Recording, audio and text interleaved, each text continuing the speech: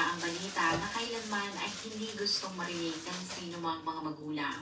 Ayon sa representative, ang kanilang anak ay patay na at ito ay nakita sa Ilog Pasig. Bago ang tawag na iyon noong madaling araw ng December 23, 2018, sa isang madilim na bahagi ng Ilog Pasig malapit sa Baseco Compound, dala ang kanilang mga flashlights, ang dalawang pulis kasama ang isang binatilyo ay Think you're walking minutes, Ralph? You're having a laugh, ain't you? Oh, Colin, been running for about 4 months now. It all started back when the contract on my local highway project went bust. Now, everyone's got to find an alternative route to work. I used to think the early risers were lonely before, but you know. Lakad sa baybayin ng ilog. Ang layunin nilang tatlo ay hindi para manmanan ng isang tao o hulihin ang isang grupo. Ang kanilang misyon noong madaling araw na yun ay para hanapin ang isang malaking bagay. Sa dami ng panutang-lutang ng mga basura doon, sabayan mo pa ng kadiliman, ay hindi nila agad nakita ang kanilang hinahanap. Ngunit ang binatilyong pamilyar sa lugar ay napansin ang isang kasuspe-suspetsang malaking karton na parang isang balikbayan box. Sinigawan niya ang dalawang pulis at sinabi niya na maaaring yun na ang kanilang hinahanap. Pinagtulungan nilang kunin ang karton at nang buksan nila ito ay merong isang malaking itim na plastic bag sa loob. Nang buksan nila ang plastic bag ay tumambad sa kanila ang katawan ng isang tao. Kasabay ng pagsikat ng araw ay ang pagtatindi ng soko sa lugar at pagdagsa ng mga tao para alamin kung ano ang nangyayari. Sa inisyal na investigasyon, ang tao sa loob ng plastic bag ay babae at ito ay nakuha. Pero hindi katulad ng mami na matatagpuan mo sa Egypt o Middle East na tela ang ginamit na pambalot. Ang babaeng biktima ay binalot gamit ang duct tape. Nang matanggal ang mga investigador ang tape, ay natuklasan nila na ang babae ay hindi mula sa Pasig. Hindi na nito taga Pilipinas dahil ito ay isang dayuhan o foreigner. Ang babae ay merong napakaputing balat at ang buhok nito ay reddish blonde. Ang mga otoridad ay hindi nahirapan na alamin kung sino ang mga salarin dahil meron silang reliable source na kilalalang si John Kenneth Kimba na isang Grab driver. Gamit ang impormasyon mula sa app na kanyang ginagamit sa kanyang trabaho, ibinahagi ni John na tinanggap niya ang isang Grab ride ng 1:53 ng madaling araw noong December 23. Ang pick-up point ng customer ay sa Avida Towers na isang kondo sa Mandaluyong. Ang drop-off point ay sa Robinson's Place sa Ermita. Tulad ng napagkasunduan ay pumunta siya sa pick-up point at doon ay nakita niya na ang kanyang mga customers ay dalawang lalaking foreigner. Habang sila ay patungo sa mall, bandang 2:00 na madaling araw, ay nag-iba ang isip ng dalawa at sinabi sa kanya ng mga ito na dalhin na lamang sila sa Ilog Pasig para mag-sightseeing. Nang makarating sila sa Ilog Pasig na malapit sa Baseco Compound, ang dalawang foreigner ay bumaba at pinagtulungan nilang buhatin ang dala nilang balikbayan box na inilagay nila sa trunk ng sasakyan. Ang mapagmatsyag na si John ay biniro ang dalawa at tinanong kung ano ang nasa loob ng balikbayan box na sinagot naman ng mga foreigner at sinabi na mga basura lamang ang laman noon. Nang maitapon ang malaking karton ay sinabi ng dalawa na ihatid na lamang sila sa mall. Nang makababa ang kanyang mga customers sa sakyan, sa halip na magtrabaho pa siya ay dumiretso siya sa Manila Police District Station 5 sa Ermita para i-report ang kanyang masamang suspetsa sa ginawa ng mga foreigners. Agad nagpadala ang MPD ng mga tao sa Ilog Pasig para kumpirmahin ang sinasabi ni John. At nang matagpuan at makumpirma na may lamang bangkay ang balikbayan box na itinapon sa Ilog Pasig, ay hindi nagsayang ng oras ang mga otoridad at sila ay kaagad sumugod sa kondo. Sa tulong ng building administrator ay natuklasan ng mga investigador na ang kanilang nakitang biktima sa Ilog Pasig ay ang parehong babae na nagrerenta sa isa sa mga unit sa 14th floor ng kondo at ito ay kinilalang si Tommy Mesho Masters. Ibinahagi din ng admin na si Tommy ay hindi mag-isa dahil kasama nito ang kanyang nobyo. Ngunit nang dumating sila sa kondo ay wala silang nakitang ibang tao pero ayon sa mga investigador, napakagulo sa loob nito. Ang kama ay wasak at ang parte nito ay nagkalat sa sahig. Maaaring sa loob ng unit pinatay ang biktima dahil napakagulo sa loob nito. Ayon sa record ng kondo, si Tommy ay nirerentahan ng unit through Airbnb at kasama nito ang kanyang nobyo na si Troy Woody Jr. Kinumpirma naman ng Grab driver na si Woody ay ang isa sa kanyang mga pasahero. Ang ibang mga tenants sa condominium ay sinabi na maaaring makita nila si Woody sa katabing kondo na 10 minuto lamang ang layo sa American Embassy. Pinuntahan nila ang condo tower at doon nila natagpuan at naaresto ang mga dayuhan na sina Woody at kaibigan nitong si Mir Islam. Ang dalawa ay kaagad dinala sa presinto at ang mga ito ay sinampahan ng cousin murder. Ayon sa ulat ay matagal nang magkarelasyon sina Woody at Tommy at sila ay nagkakilala sa California. Si Woody ay isang Bitcoin trader na mayroong mahigit 100,000 mga followers sa Instagram. At katulad ng mga influencers at mga taong nasa cryptocurrency business, si Woody ay hindi nagpahuli na ipakita ang kanyang mga marangyang pamumuhay. Bukod sa mga luxury goods at items, ay madalas niyang kasama ang 24 na taong gulang niyang kaibigan na si Mir Islam. Si Islam ay isang Bangladeshi at lumipat ang kanilang pamilya sa Estados Unidos. Kalaunan, siya ay naging naturalized American citizen. Hindi naging madali ang kanyang kabataan dahil mayroon itong bipolar disorder, chronic depression, obsessive-compulsive disorder at ADHD. Dahil sa mga kondisyon na yan, ay nahirapan siyang makihalubilo sa mga tao na naging dahilan kung bakit wala siyang maraming kaibigan na isang rason kung bakit nag-drop out siya sa high school. Ngunit kahit hindi siya nakapagtapos, ay magaling siya sa computer. Kasama ang dalawa niyang kaibigan at isa dito ay si Woody, ay itinayo niya ang isang grupo na nangahack ng iba't ibang mga websites. Sa dami nilang nabiktimang kumpanya ay umabot sa 500 tao ang kanilang naperwisyo. Sila ay nahuli ng FBI at nakulong sa juvenile court ng 6 na taon. Nang makalabas ay hindi nagbago ang dalawa at sa loob ng 4 na taon ang magkaibigan ay nasangkot sa iba't ibang mga kaso. Nang kumalat ang balita tungkol sa nangyari kay Tommy, ang mga tao ay hindi napigilan na alamin kung ano ang kanyang background. Sa interview sa kanyang mga kaibigan ay lumalabas na para makabayad siya ng kanyang renta at makapunta sa iba't ibang mga lugar, ay pinasok nito ang booming business na medical marijuana. Uulitin ko, medical marijuana. Aking nilinaw ang detalye niyan dahil marami ang hindi nakakaalam na legal ang paggamit ng medical cannabis sa LA County sa California at sa 11 state sa US. Hindi lamang pera ang dahilan kung bakit ito may pinasok ang trabaho na yon, pero ayon sa kanyang mga kaibigan, ay meron itong personal testimony na natulungan siya ng medical marijuana sa kanyang iniindang sakit sa likod at ito rin ang nakatulong para magkaroon siya ng taba sa kanyang katawan. Idinagdag din ng mga ito na ang relasyon ni Tommy at Woody ay nagsimula sa isang panloloko. Ayon sa kanila ay nagkakilala ang dalawa sa Instagram pero si Tony ay na-catfish ni Troy dahil ito ay nagkungaling si Mac Miller na isang sikat na American rapper. Sa kauna-unahang pagkakataon na nagkita ang dalawa, ay sa halip na magbackout ito sa date, si Tommy ay naintriga dahil ipinagmalaki ni Woody na siya ang di umanong nagmamanage sa social media account ng rapper. Walang nakakaalam kung may katotohanan ng mga sinasabi ito dahil pumanaw ang aktor noong September 2018. Inamin din ni Woody kay Tommy na siya ay isang hacker, ngunit mas nanaig sa dalaga ang kaswitan at kabaitan nito. Pagkatapos ng date, ang dalawa ay laging magkausap at madalas rin padalhan ni Woody si Tommy ng pera, mamahaling mga wine at kahit Rolex. Kapag ang mga ito ay nagde-date, dinadala niya ang dalaga sa mga mamahaling restaurants sa California at madalas nila itong i-post sa social media. Ngunit nagtaka ang mga kaibigan ni Tommy dahil kung mapapansin mo sa mga litratong ito, tila itinatago ni Woody ang kanyang mukha. Maraming naging espekulasyon ng mga tao na maaaring nahihiya si Tommy sa itsura ng kanyang boyfriend. O kaya naman ay maaaring si Woody ay insecure sa kanyang mukha. Pero lahat sila ay naliwanagan nang isang araw ay nag-text si Tommy sa isa niyang kaibigan na naghahanap ito ng baril na walang serial number. Dahil di umano'y may hitman na gustong pumatay sa kanilang dalawa ni Woody. Ibig sabihin, kung anuman ang pinanggagalingan ng pera ni Woody ay galing sa iligal na mga gawain.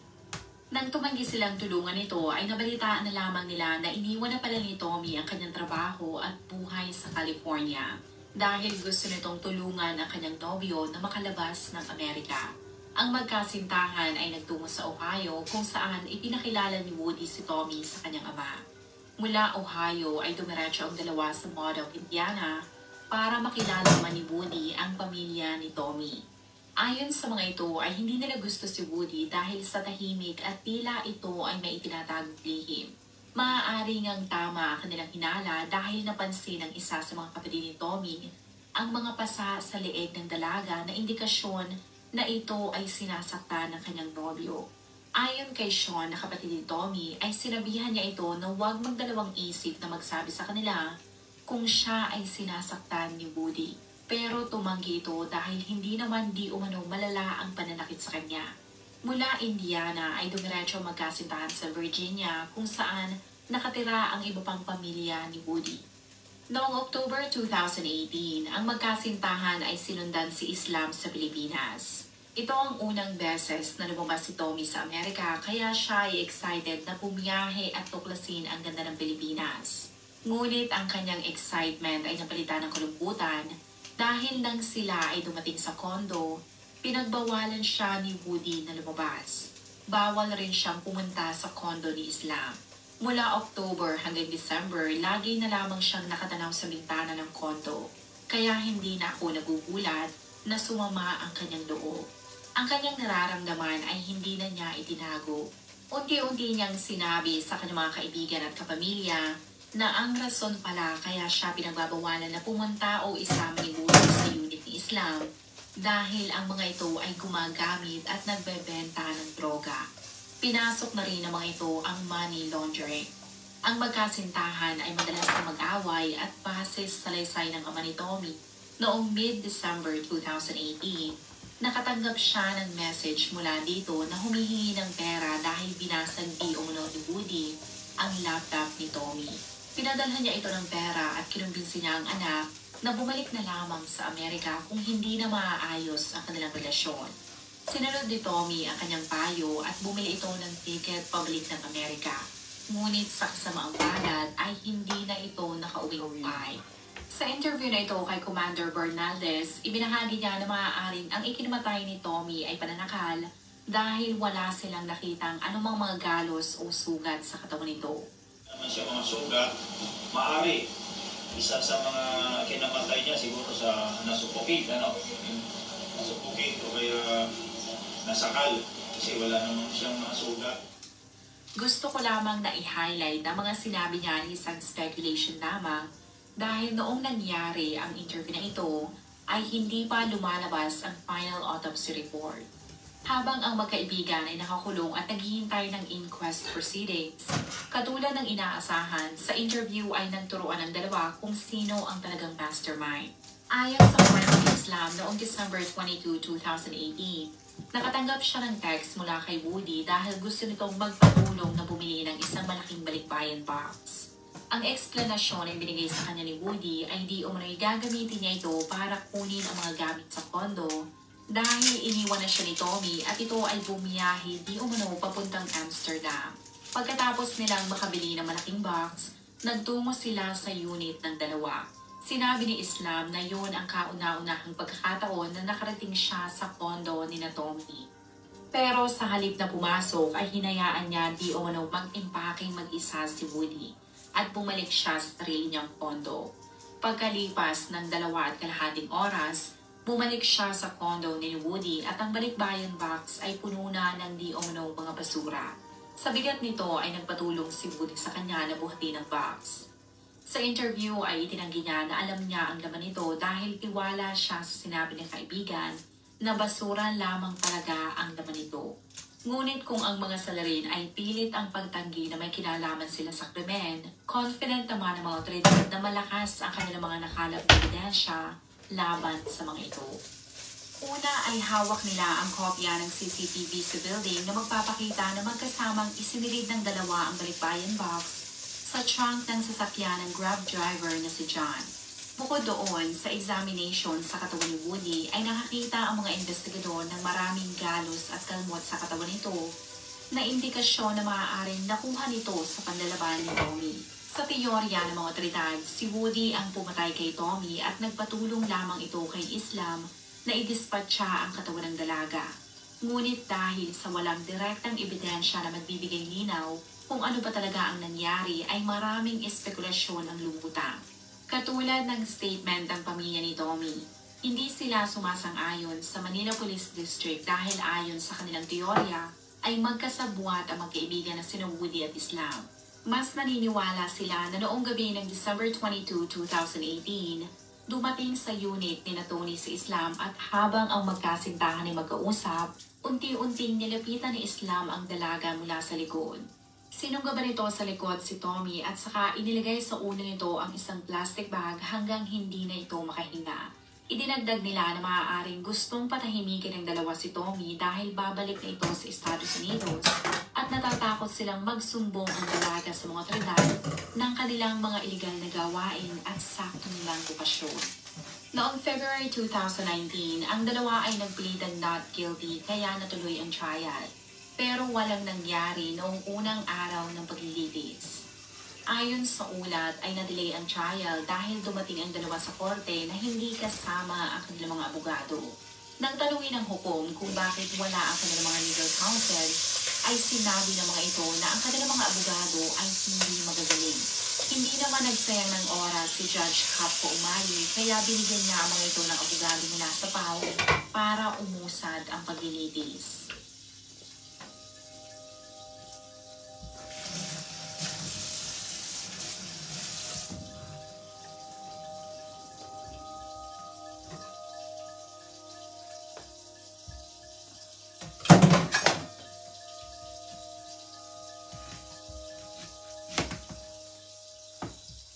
Kung ikaw ay nakinig hanggang sa dulo ng video na ito, maraming salamat sa panonood sa episode na ito.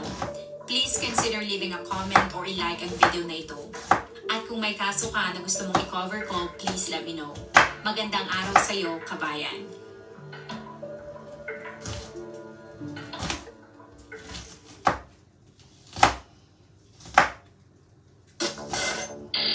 I the accused Claudio J. Tinagi Jr. guilty. Nagunantang ang sambayanan ng bigyan ng executive clemency ni Pangulong Gloria Macapagal Arroyo noong October 2 si Claudio Tihanki Jr.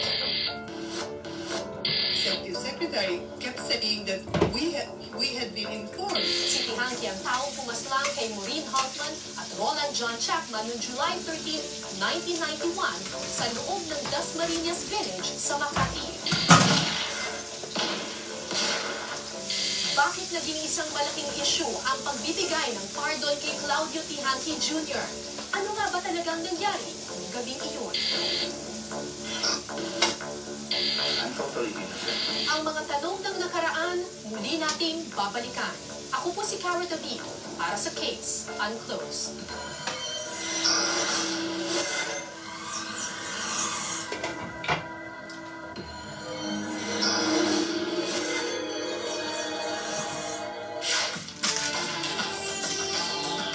Ganap na alas 4:45 ng umaga noong July 13, 1991. Umalinganggaw ang 3 putok ng baril sa isang exclusive village sa Makati. 3 putok na nagwakas sa buhay ng 2 kabataan. Ang 21 taong gulang na si Roland John Chapman at si Maureen Navarro Hoffman na 6 na taong gulang. Galing sa isang party si Maureen kasama ang mga kaibigan sina Roland John at Juicy Leno. Dahil inumaga ng uwi si Maureen, nagpahatid kay Leno ang dalaga. Nakiusap siya na itigil sa di kalayuan ng bahay nila ang Mercedes-Benz na minamaneho ni Roland Chapman. Nag-decide si Maureen na ipara ng malayo-layo yung kotse from their house para kasi mukhang exceed siya ng curfew. So, ang balak niya bumalik nang hindi na magising yung mga parents niya. Habang naglalakad pa uwi sa kanilang bahay, isang kotse ang tumigil sa gitna ng kalye at bumaba mula rito si Claudio Tihanki Jr. Pinag-pinag yung dalawa at natin ID. No?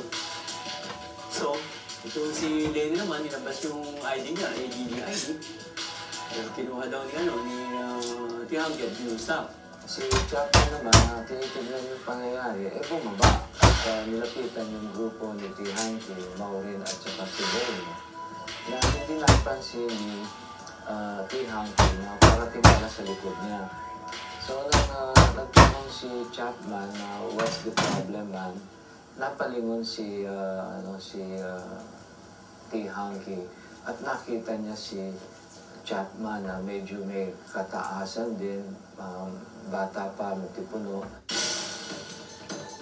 Bumunot ng baril si T. Hanky at walang patumanggang binaril si Roland John.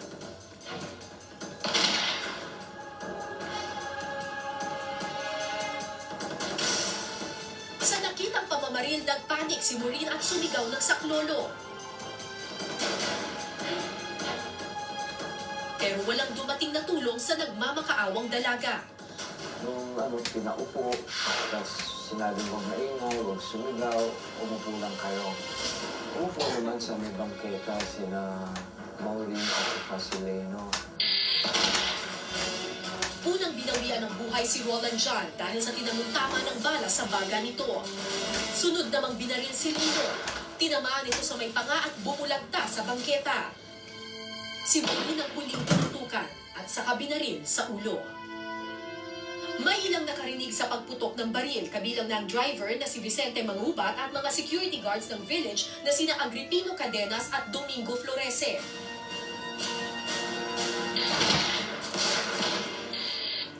Kahit sa kanyang katandaan ngayon, tandang-tanda pa rin ni Florese ang mga pangyayari noong gabing iyon. Hindi nga, nakarinig ako ng putok. Masilip ko na nga na si Maureen pinapaluhot. Ay sabi nga ni Maureen, don't shoot me. Please, don't shoot me. Sabi niya. Swerte na lang ang prosecution at may buhay na witness. At meron pang ibang witnesses na nakapagtala ng plate number ni Mr. T. Hanky. Kaya na-establish kagad ang kanyang identity.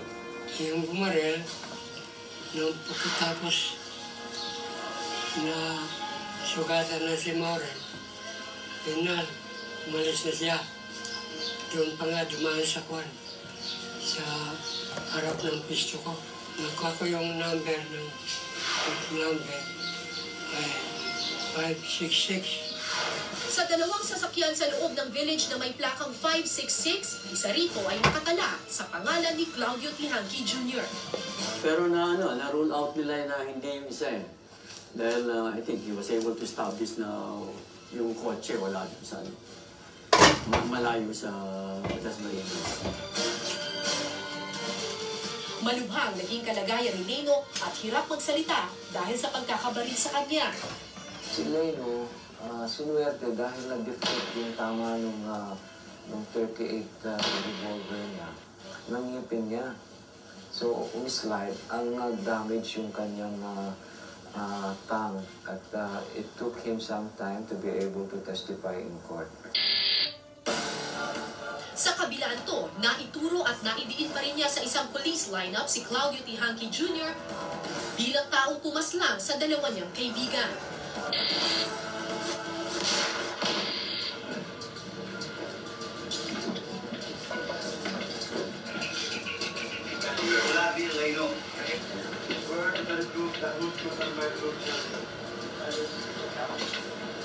Mariing itinanggi ni T. Hanky ang akusasyon. Wala raw siya sa Makati nung naganap ang krimen.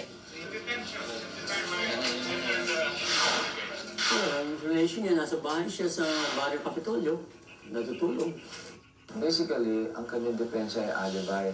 Susubukan ko magbiyahe mula sa Dasma hanggang Barrio Capitolio, Pasig. Barrio Capitolio, Pasig, tutuloy ako ng Dasma. At tinatimingan ko kung gaano kadali na mag-commute at i-negotiate. At nakita ko na wala pang 15 minutes kung minsan eh. At dahil madaling araw, walang traffic.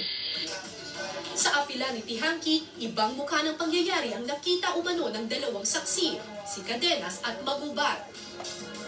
Idinawit ng dalawang saksi ang adoptive father ni Maureen na si Anders Haltman na kasangkot di umano sa pagpaslang. Alam mo, ito na yung futile attempt ng Mr. T. Hanky to avoid criminal responsibility. Hindi rin ito pinakinggan ng husgado. Ginawa rin niyang dahilan na posibleng nakainom daw si Leno kaya imposibleng matandaan nito ang itsura ng nakabaril sa kanya. Ang pagka ang event unusual at saka traumatic, miski 5 segundo o 10 segundo mo lang yung nakita yung tao, yun may iwan na doon sa sa memory mo, sa mind mo. Ang pinakamagulat na ibigay sa labing kay Mr. Tihanki ay yung testimony ng kanyang biktima mismo, si Mr. Leno, at yung mga security guard na nandoon. Mahigit 3 buwang nag-agaw buhay sa ospital si Maureen Halfman. I think it's terribly unfair for my daughter to be cut down like this at 16. She had a lot going for her. Yes, there was the whole world for her to discover. She was just getting everything together, and I don't see how somebody could just decide to play God and shoot her like this. October 17, 1991, 77 araw matapos ang pamamaril, binawian ng buhay si Maureen Halfman. Dahil dito ang nasampang 1 count of murder at 2 counts of frustrated murder laban kay Claudio Tihanki Jr. na amyendahan. Dahil namatay na yung biktima, hindi na frustrated eh. So, dalawang frustrated, dalawang murder at saka isang frustrated murder. Criminal case number 914605. By the accused Claudio J. Tihanki Jr. guilty. We have issued regarded of the offense of murder. Tonight's top story, Claudio Tihanki Jr., the son of the late former Supreme Court Judge. Noong December 22, 1992, nakatulan ng guilty si Claudio Tihanki Jr. na sinang-ayunan ng Korte Suprema noong October 6, 1995. Habang buhay na pagkakakulong ang itinataw sa kanya. At nang makapanayam ng aking ama na si Randy David, si Claudio Tihanki Jr. 10 taon na nakakaraan, matindi ang paniniwala niyang biktima siya ng kawalan ng hustisya sa bansa. Since July 16, 1991, I was already a prisoner of the Philippine government. Hanggang ngayon, you are still claiming na totally innocent. Yes, I'm totally innocent. Hindi ko naman sinasabing masama lahat yung justisya natin sa Pilipinas. Most of the time, I think it works. Pero pag masyadong publicity, tapos masyadong one-sided ang media against you, you will not get due process. Masasabi ko lang talagang naintindihan namin ang pakiramdam ng mga nasaktan. And we continue as a family together with my brother to seek forgiveness from the Halfmans and Chapmans. Ayon sa nakababatang kapatid ni Claudio Jr. na si Ambassador Manuel Tihanki, hindi raw likas na banyulente ang kanyang kuya. 15 taon ang tanda ni Claudio Jr. sa kanya. Basta sa pamilya namin, ang pagkakilala namin sa kanila, very soft-spoken, very quiet, very gentle, medyo ikis-mikis siya, malinis. Pero pag nakainom, hindi ko pa siya nakikitang ganun. Sinabi rin ni Manuel na may pagka-spoiled brat daw si Claudio Tihanki Jr. More siguro kung ano yung niya, binibigay talaga ng father ko. At malapit siya sa papa ko at sa mama ko. At that time, si Tihanki, may ID ng NBI, may ID ng Makati Police. Malakas siya sa mga, siyempre, well-connected ng family. Kaya yun ang kwento-kwento, meron siyang parang nagpupulis-pulisan, kaya nakapagdalan ba rin? Kaya yun, may permit to carry yun. At nang gabing maganap ang pamamaril, nasa madilim na yugturaw ng kanyang buhay si Claudio Jr.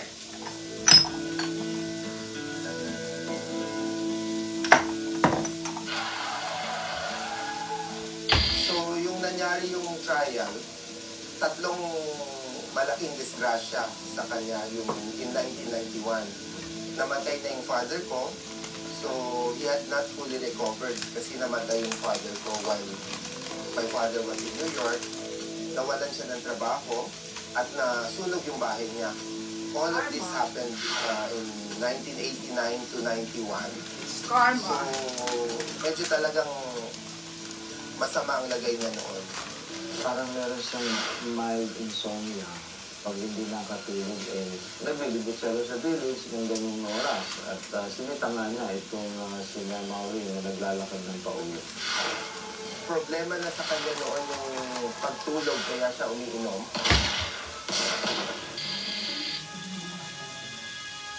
Kung anong dilim ng kalagayan ni Claudio Jr., isa namang maliwanag na kinabukasan ng naghihintay sana kay Maureen Haltman. How old are you now, Maureen? I'm 16. I'll be turning 17 on September.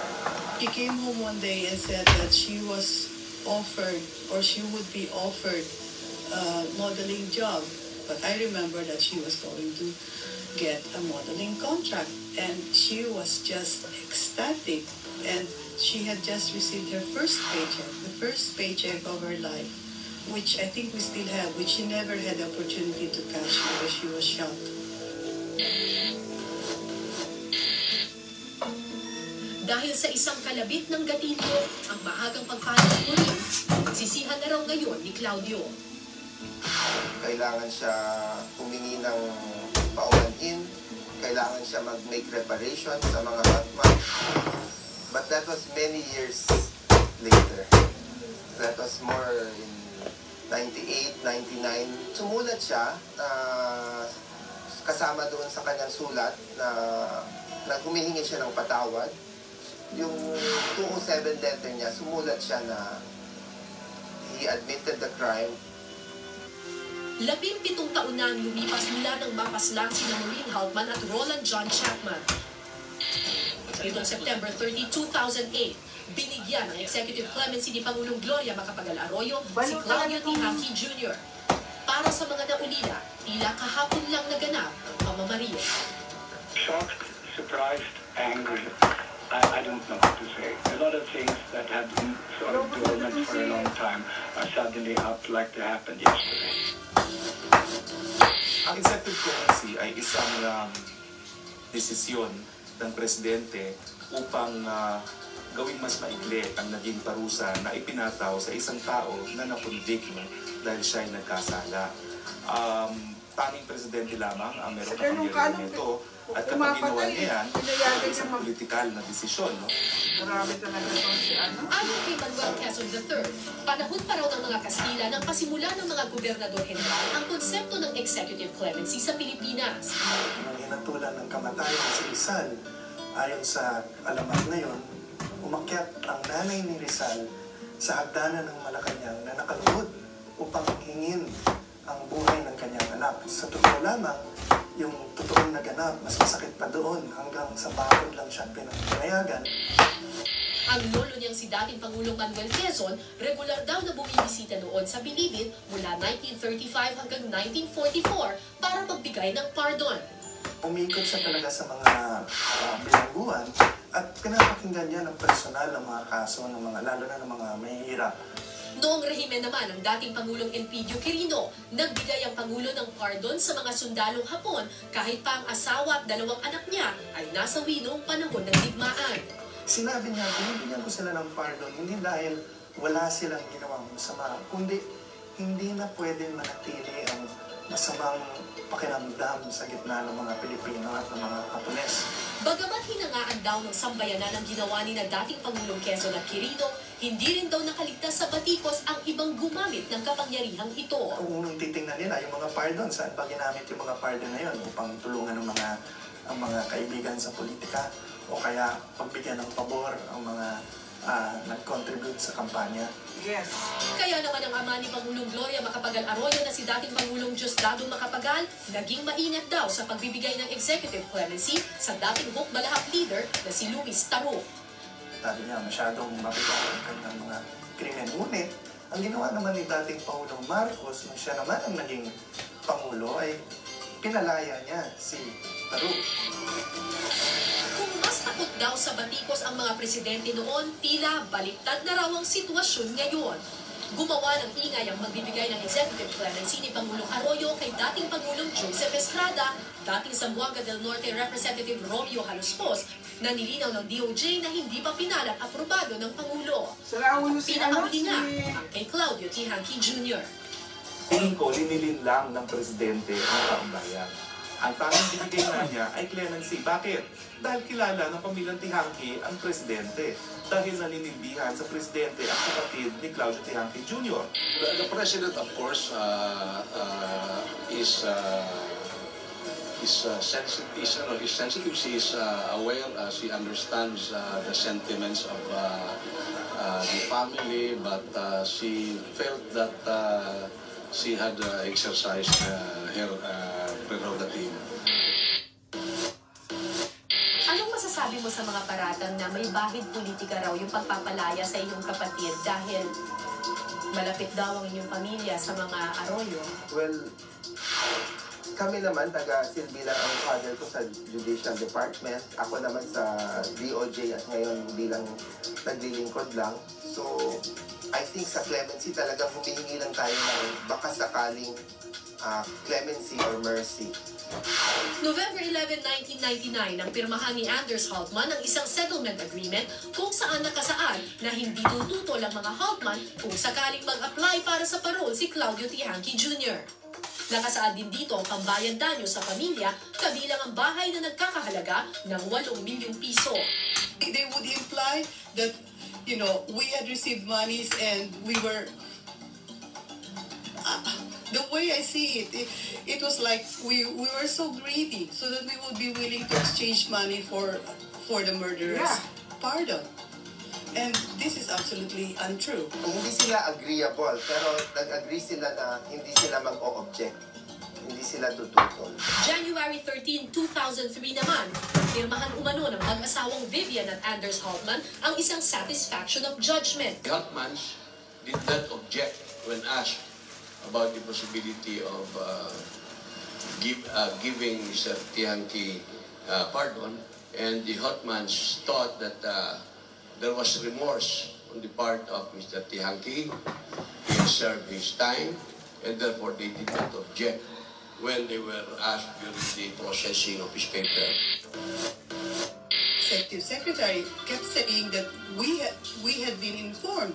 I mean, how does he know that we haven't been informed? And even public prosecutor during the case, Dennis Villar Ignacio, was not informed. Wala pa akong tatanggap na kopya at wala pa rin atang napapublish sa pahayagan at sa media na kung ano yung eksakto na dokumento na nag-grant kay Mr. Tihanki ng executive clemency. Depensa ng Department of Justice, nagpadala umano ng notice ang Board of Pardons and Parole sa pamilya ng mga biktima, pati na sa hukom at prosecutor ng kaso.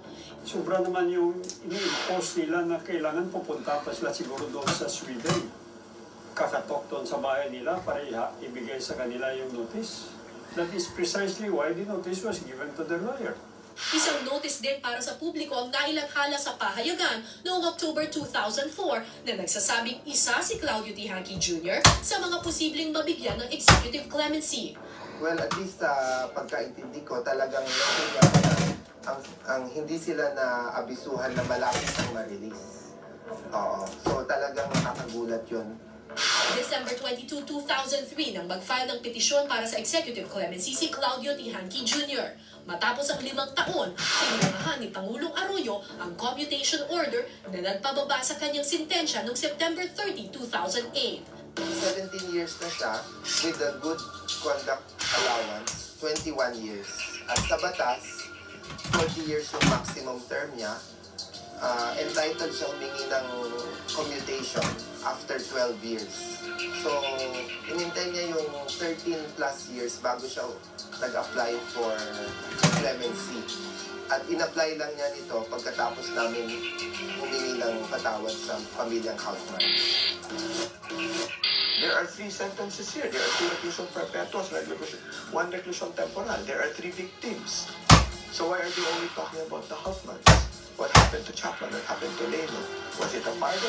Was it a commutation? If it was a pardon, why did they need to compute? This process went back and forth 8 times between the Board of Pardons and Parole and Bureau of Corrections. So by our computation, they served already 21 years. The executive clemency na binigay kay Tihanki was actually a commutation. Ang kalayaang nakamit ni Claudio Tihanki Jr., 18 taon nang ipinagdarasal ni Maki para sa kanyang partner na si Ronaldo Garcia. Kasalukuyang bilanggo sa Sablayan Prison and Penal Farm sa Occidental Mindoro si Ronaldo para sa mga kasong robbery at possession ng 2 stick ng marijuana. 25 years sa ganong kaso, yun ang kinakasama ng loob ko. Bakit kailangan magdusa ng ganong kahabang panahon ng ang taong ito? Na, di ba, kailan lang merong binigyan ng pagkakataong makalaya. Pero karuhog na yung kaso. Bakit ganun? Marami pang mga nakakulong nasa loob ng kuluan ang mas may karapatan na makalaya na. Ang dalawa nilang anak, minsan sa isang taon lang daw nakikita ang ama. Kaya naman noong 2006, naghain sila ng petisyon sa Board of Pardons and Parole. Pero dahil nakasuhan siya ng evasion of sentence dahil sa pagtakas niya noong 1992, isa na lang daw ang paraan para makalaya ang kanyang partner na si Ronaldo Garcia. Pagdating sa Integrated Bar of the Philippines, nakapanlulo mo yung isang attorney doon na nakausap ko. Kinuwento ko sa kanya yung problema ko, yung sa asawa ko. Kinuwento ko ulit. Ang sinagot niya lang sa akin, alam mo, Mrs., pinaka-the best din sa problema mo. Kausapin mo ng diretso si President Arroyo. Sabi ko, Sir, paano ko po gagawin yun? Hindi naman po siya nasa mall lang na madaling puntahan. Mas maraming mahirap na nabigyan ng executive clemency. Sa halfway house na ito sa loob ng Bilibid Prison, sinasabing huling na malagi si Claudio Tihanki Jr.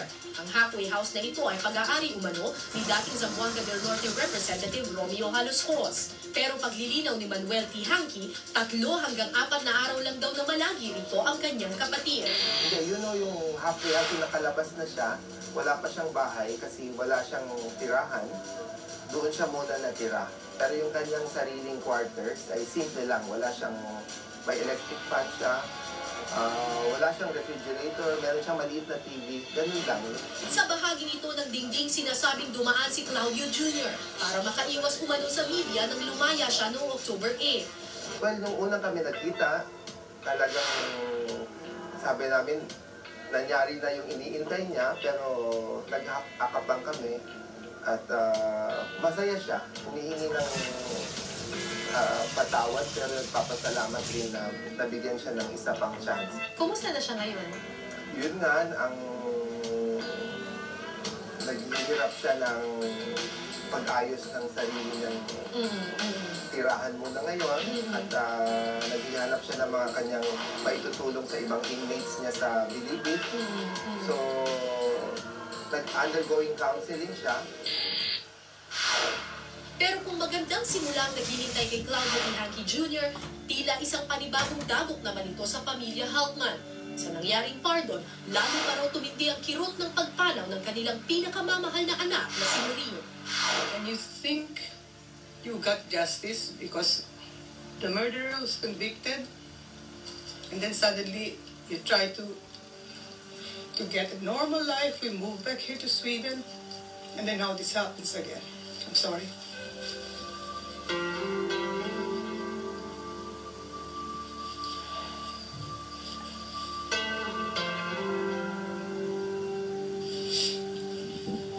You know, on the 17th will be my daughter's 17th death anniversary.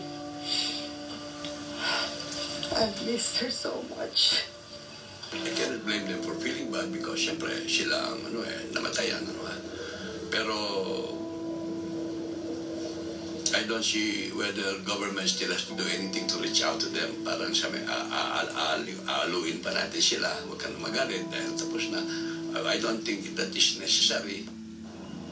Pinaninindigan ng Department of Justice ng patas at dumaan sa tamang proseso ang ginawang pagpapalaya kay Tihanki. We have the indeterminate sentence law under our own law. Hindi naman ginawa ni Gloria yan. Under the indeterminate sentence law, the moment you have served already 1/2 of your sentence, you are now a candidate for parole or pardon.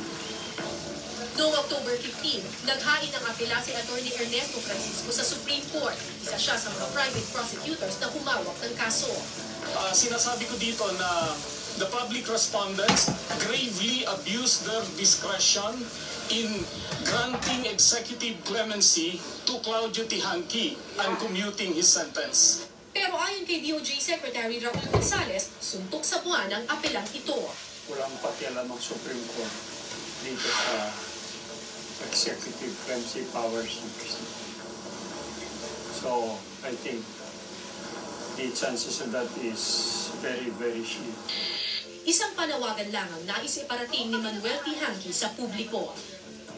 Naintindihan namin at na talagang masama yung ginawa ng kuya ko. Humihingi siya ng patawad at sana kahit hindi natin siya patawarin, provided sumunod sa batas, nabigyan natin siya ng pagkakataon at pati na ang ibang mga inmates ng Bilibid, lahat ng nagkasala na reformado, tulungan natin sila at tanggapin natin sila sa ating sosyedad bilang reformadong mga tao. Habang si Maki at ang kanyang mga anak patuloy na umaasang bukas makalawa ay makakalaya na rin ang kanilang padre de pamilya. Sa pagkakalaya po ni Tihanki Jr., nabuhayan ako ng pag-asa. Nabuhayan ako ng pag-asa kasi kung sa kanyang ginagawa, bakit hindi sa amin?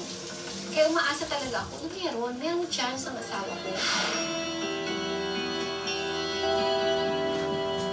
Nabigyan man ng hustisya ang pagkamatay ni Maureen Haltman at Roland John Chapman, mga panibagong tanong na naman ang nabuo sa paglaya ngayon ni Claudio Tihanki Jr. Patas nga ba hustisya sa Pilipinas o para lamang ito sa mga taong may impluwensya at kapangyarihan? Para kay Claudio Tihanki Jr., isang bagong simula ang kanyang paglaya at wala nang mga tanong na dapat pangbalikan. Pero para sa pamilya Haltman at Chapman, ang nakamit na hustisya noon ay tila ba ninakaw ng nangyaring pardon. Tapos na nga ba ang laban ng bawat pamilya? Magandang gabi po.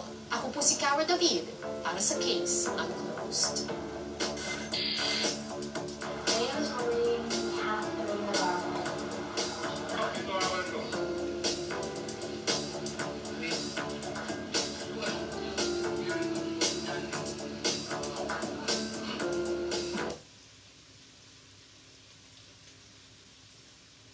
At William Hill Vegas, we're bursting with entertainment. And now we're filling up with something new.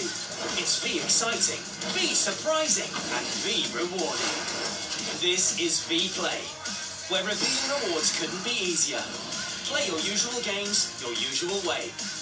And when the V Play bar is full, you're ready to spin for cash prizes.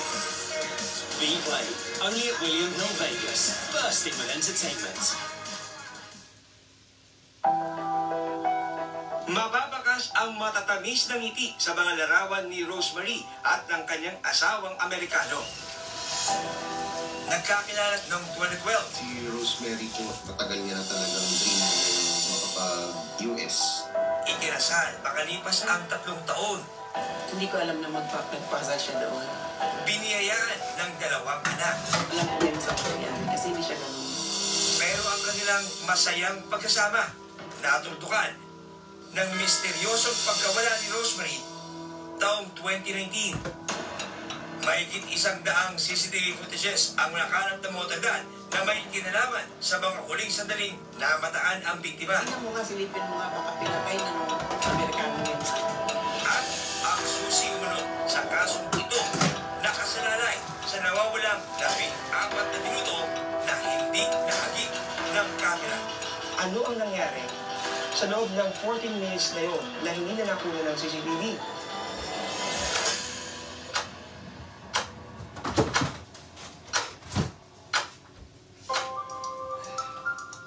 Matagal nang inaasam ni Rosemary na makapunta ng Amerika. Pero ang pangarap na ito, hindi lang para sa sarili, kundi para din sa kanyang pamilya. Plano kasi niya na madala sa ibang bansa ang kanyang mga magulang. Ako po si Benedicto Aragon III, ang nakababatang kapatid ni Rosemary Aragon Martel. Si Rosemary po, matagal niya na talagang dream yung makapag-US. Primarily to work, but yung long-term goal talaga niya is gusto talaga niyang makuha yung parents ko for good. So gusto niya talaga kami mag-migrate sa US. No? At noon ngang 2011, nakarating na ng Amerika si Rosemary. Doon na rin niya nakilala ang isang mekanik at wildlife hunter na kanyang pinakasalan noong 2015. At dito sa Pilipinas nila piniling simulan ang buhay bilang isang ganap na pamilya. Ako po si Purita Anyover Aragon, ang ina ni Rosemary Aragon Martel.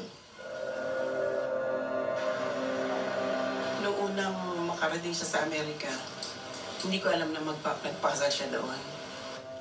Tapos during that time, nag-chat-chat na sila ng tatay niya. Pero asawa ko talaga, hindi niya gusto na makarating siya doon at makapag-asawa ng Amerikano. Gusto niya dito.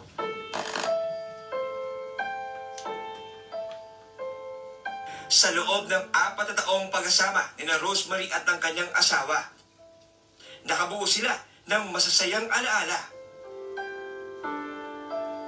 Sa kanilang mga larawan, mapapakas ang hilig nilang mag-travel.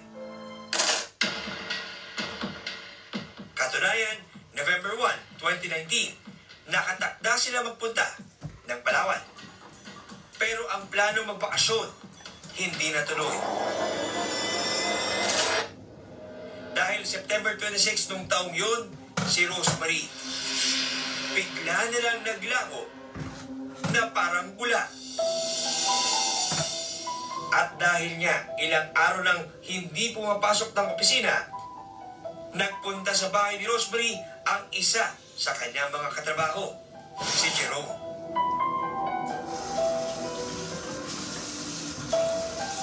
Pero wala raw dito ang mag-asawa, pati ang dalawang anak. Hindi nagtagal at nakarating na rin sa ina ni Rosemary ang balita.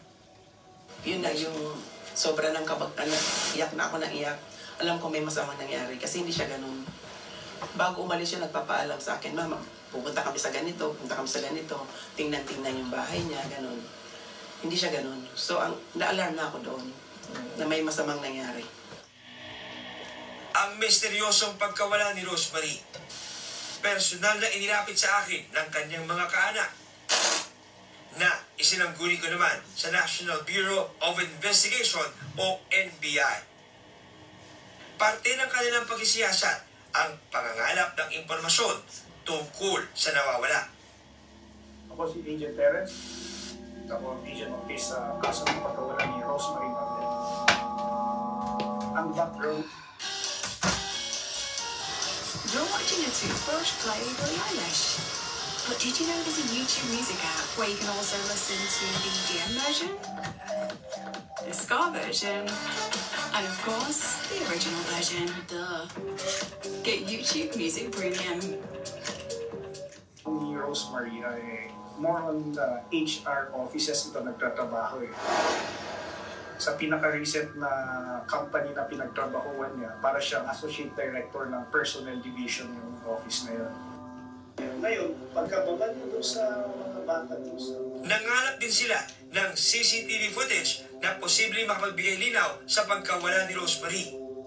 Sa investigation nga ng NBI ay mahigit 100 clips ng CCTV footage ang kanilang nakalap na makikita natin dito yung mga personalities. Base sa mga nakuha nilang CCTV footage, September 27, 2019, bandang alas 7 ng umaga, mula sa bahay nila sa Parañaque, binigtas ng asawa ni Rosemary ang kahabaan ng South Luzon Expressway sakay ng kanilang pulang sasakyan. Ito rin ang araw na sinasabing naglaho si Rosemary.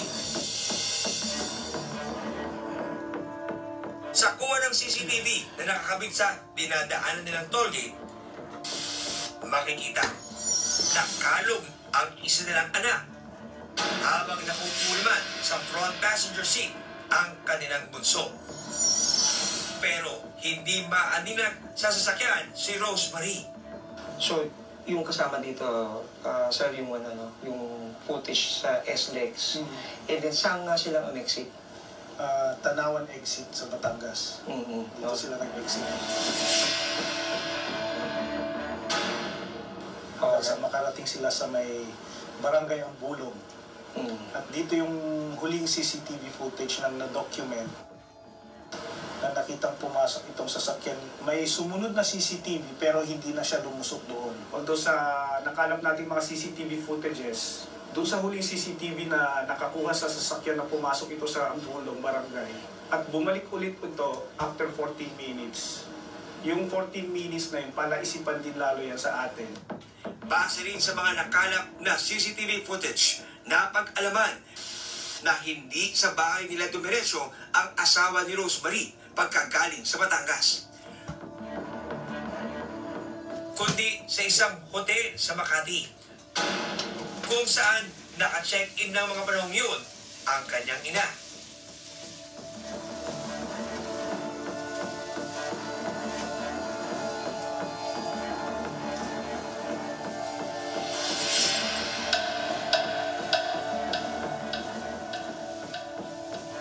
Ngayon, pagkababa niya doon sa mga bata, doon sa Dusit, wala pang 10 minutes, umalis ulit siya.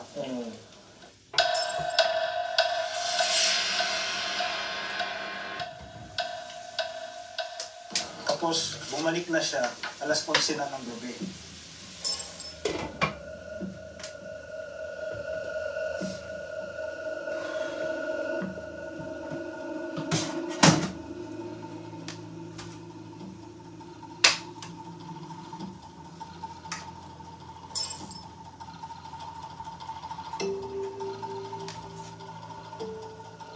Kinabukasan, September 28, makikita sa CCTV footage na umalis ang mag-ama sa nasabing hotel bandang alas 9 ng umaga. Sakay ng kanilang pulang sasakyan.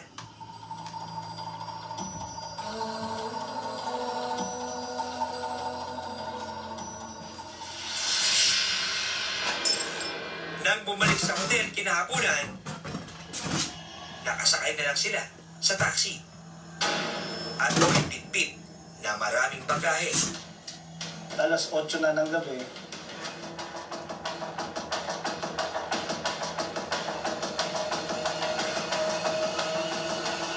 nag-taxi ulit siya kasi wala na kayong kotse. Bumalik siya alas 10, almost 11 p.m. bumalik siya.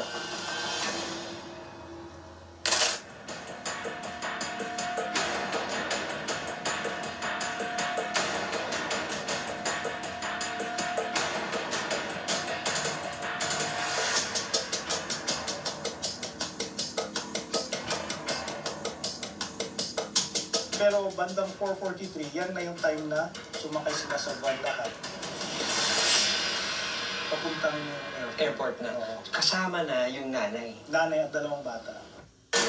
Nananatiling palaisipan sa mga investigador ang ilang mga detaling may kinalaman sa nakalap sa CCTV footage. Una, ano ang pakay ng asawa ni Rosemary Martel sa pagpunta niya ng Batangas? Ikalawa, kasama kaya niya si Rosemary? At ikatlo, bakit nagpasa siyang bumalik ng Amerika kasama ang mga bata? Marahil ang susi raw sa investigasyong ito na posibleng makapagbigay linaw sa mga pangyayari ang mismong kasambahay ng mag-asawa.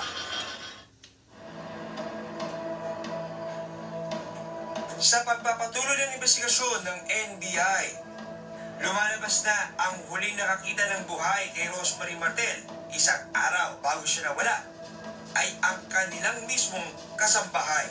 Ako po ang dating kasambahay ni na Ma'am Rose. Almost 1 year po ako sa kanila nagtrabaho.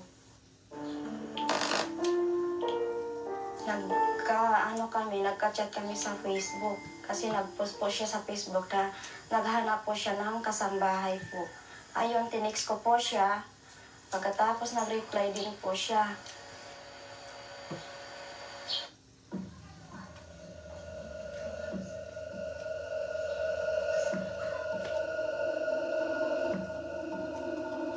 September 26 ng umaga, nag-away po sila ni ma'am. Dahil lang po sa gasol. Yung napansin ko po kay sir, yung may galos po siya na parang, pero di naman siya di naman siya madugo. Basta parang lang siya. Parang may guhit sa sa may mukha at saka sa sa may braso. Tapos kay Ma'am Rosemary, medyo namamaos po siya. Pagdating ng alas 3 ng madaling araw, umalis po ako, September 27. Nag-day off ako ng 2 araw. Pagdating ng 29, bumalik ako sa kanila ni ma'am ng alas 12 ng tanghali. Pagdating ko dun sa gate, sinilip ko yung loob, nandoon na po yung sasakyan. Wala pala sila ni ma'am dun sa loob. Pero medyo makalat yung yung laruan ng mga bata. Ayun, nag-stay po ako ng ng ilang araw, malapit siguro to 1 linggo. October 4, umuwi na po ako dito sa bahay. 3 beses na sumalang sa polygraph test si Liza. At kung ito raw ang pagbabasehan, lumalabas na totoo ang kanyang mga eseresay ayon sa NBI. Kung tatangiin ang mga pangyari, lumalabas na September 26, huling nakita ni Liza ang among si Rosemary. September 27 ng umaga, bumiyahe papuntang Batangas ang asawa ni Rosemary Martel kasama ang 2 anak. Kinahapunan, dumiretso ang mag-ama sa isang hotel sa Makati.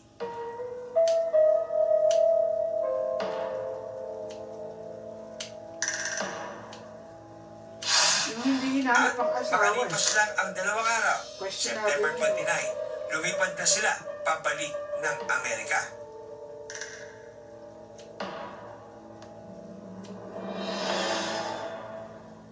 Bandang 4 a.m. ng umaga, sumakay ang pamilya at ang kanyang nanay sa isang van papunta sa airport. Yung van na ito, napag-alaman natin na shuttle ito ng airport nung tayo ay nag-imbestiga sa nasabing hotel na yun.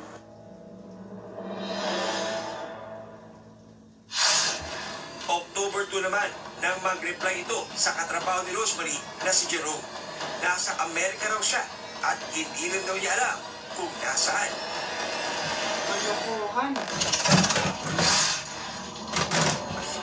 Pero ang pinakamalaking revelasyon sa kaso ng pagkawala ni Rosemary Martel,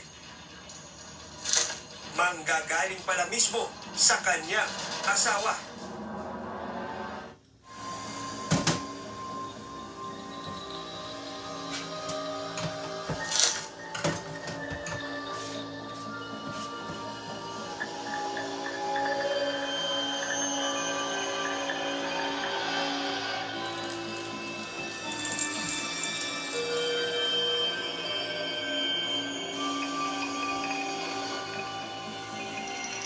September 29, 2019. Sa pagbalik ng asawa ni Rosemary sa Amerika, kasama ang 2 anak,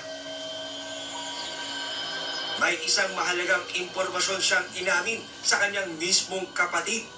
Ayon daw mismo rito, pinatay niya ang asawa niyang si Rosemary Martel. Agad naman itong ipinagbigay alam ng kanyang kapatid sa mga otoridad.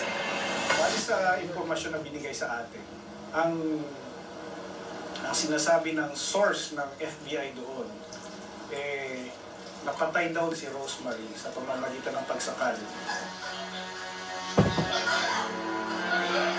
At nasakal daw niya ito dahil nagkaroon sila ng away at nasaksak ni Rosemary ng gunting. At dahil daw doon, apparently baka yun yung naging dahilan. Kaya nagdilim ang kanyang paningin at nasakal niya itong kanyang asawa at napatay niya. At saka bukod doon, ang sinasabi ni kanyang kapatid sa US, kung siya ay nag-confess, ang bangkay daw ni Rosemary, iniwan lang niya sa bandang kagubatan.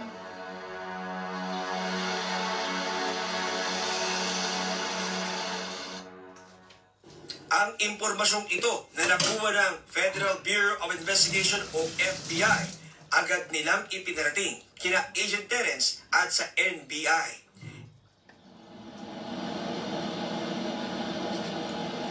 Dito na nila sinimulang balikan ang mga lugar na pinuntahan ng asawa ni Rosemary noong September 27, kung saan posible niyang itinapon ang bangkay ng kanyang asawa. Sir, nasaan tayong lugar to? Ano itong lugar to? Nandito tayo sa Barangay Ambulong, dito sa may Tanawan, Batangas. Very significant itong lugar na to dahil kung mapapansin niyo, may CCTV na naka-install dito sa poste na to. Ito yung huling CCTV na nakahagip sa sasakyan papunta dito sa Talisay, Batangas. At actually, ito lang yung huling CCTV rin na nakahagip sa kanya. Pabalik ulit siya ng SLEX. Pero kung susumahin ko yung oras, nasa 14 minutes lang na nawala yung sasakyan eh. So, bale na 9:36 yun ng umaga na nahagip siya papunta sa Talisay. 9:50, nahagip ulit siya pabalik ng SLEX. Ang nais ngayon malaman ni na Agent Terence, ano ang posibleng nangyari sa loob ng 14 na minutong nawala sa mata ng CCTV ang minamaneong sasakyan ng asawa ni Rosemary Marte.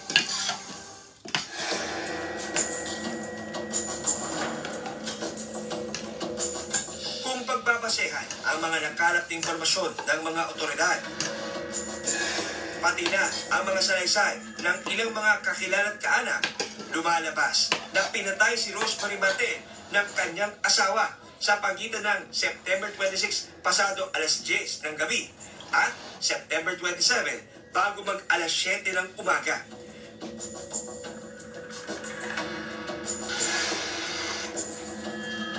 Pasado alas 7, namataan itong minamaneho ang kanilang pulang sasakyan, bitbit ang dalawang anak. Ito ay base din sa information na binigay ng ating mga counterparts sa atin sa US na ayon sa info na binigay din sa kanyang kapatid, nung nasa loob daw sila ng sasakyan, kalong niya itong kanilang bunsong anak. At saka ang kanilang panganay ay nakaupo sa may passenger side, kung saan normally doon nakaupo ang kanilang nanay na si Rosemary. Ayon sa investigasyon ng NBI, hindi nakaupo si Rosemary sa passenger seat at hindi siya nahagip ng CCTV dahil nasa likod siya ng sasakyan, balot ng isang kumot. Ang sabi daw, habang nasa biyahe sila, ay lumilingon-lingon pa raw itong kanyang panganay na anak sa likuran ng kanilang sasakyan. At nagtataka kung bakit hindi gumagalaw yung kanilang nanay doon na nakabalot daw ng kumot.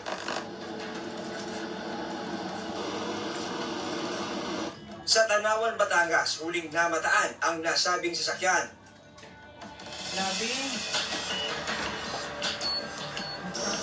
Sabi ng NBI, 14 minutes daw nawala ito sa may bahagi ito ng Tanawan, Batangas dahil base nga sa huling CCTV na nakakuha sa kanya, hindi yung katagal na hindi siya nakita. Kaya susubukan natin i-trace back yung kanyang pinuntahan. 7 minutes papunta at 7 minutes pabalik. Para tingnan natin kung ano ang kanyang narating dito sa lugar na ito.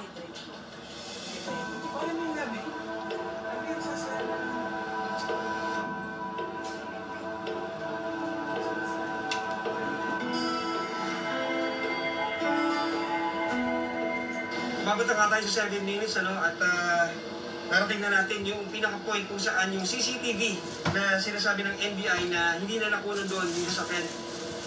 Kung kaya't dito lang sa mga tinadaanan, posible siyang huminto at nag-U-turn. So, hindi natin alam kung ano talaga ang naganap dito sa missing na area na to, no? Na panahon na hindi nakunan siya ng CCTV. Pero siya lang makakapagsabi, panahon lang ang magkakapagsabi kung kailan natin malalaman kung ano talaga totoo nangyari sa nawawalang 14 minutes na yun. Sa isinagawang investigasyon ng NBI,